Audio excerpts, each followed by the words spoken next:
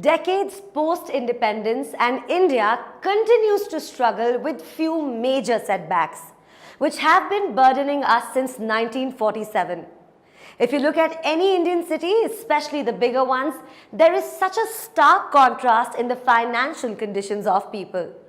And this divide is only widening further. The rich are getting richer and the poor drowning further in miserable conditions. And then there is the majority of working class or the middle class which remains stagnant. Not to mention the hardships of the farmers and their families face in villages and their exploitation at the hands of landlords. How heartbreaking is that? But before answering that, you really need to understand why poverty is such a big challenge for independent India and what are its major setbacks. So to explain this to you, let's start with poverty as a challenge. Let's begin with a few numbers. Do you know that in India, every fourth person is poor? In fact, according to the statistics of 2011-2012, around 270 million people in India live in poverty. That's a huge number, right? Also, India has the single largest concentration of poor people in the world. So you see, poverty is a very serious challenge in our country. For that matter, many are denied even the basic necessities like food, clothing and shelter. With this, other things like healthcare and education are just a distant dream for them.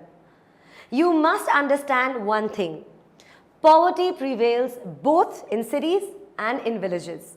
It could be uneven, but it exists. Poverty only adds to sheer helplessness in one's life. Hardship are aplenty. Hunger, lack of shelter, illiteracy, lack of medical facilities and lack of clean water and sanitation facilities are some of the many hardships that the poor face on a daily basis. And as if all this was not enough, poor people are ill-treated at almost every place. In farms, factories, government offices, hospitals, railway stations and so on. The famous line, "Money speaks," holds true. But many social scientists have set a parameter to measure poverty. For example, illiteracy, lack of general resistance due to malnutrition, lack of access to safe drinking water and sanitation, among others. In fact, these scientists analyze poverty on the basis of two things: social exclusion and vulnerability. What is the measure of poverty line? Now, poverty line is defined on the basis of income or consumption. Say if a person is not able to meet the minimum level of income or consumption, then that person is below the poverty line. But different countries have different standards to measure the poverty line, because every country has a different concept of basic needs. Therefore, poverty line also varies accordingly. For example, a person who doesn't have a car in the United States may be considered poor. But in India, owning a car is considered a luxury.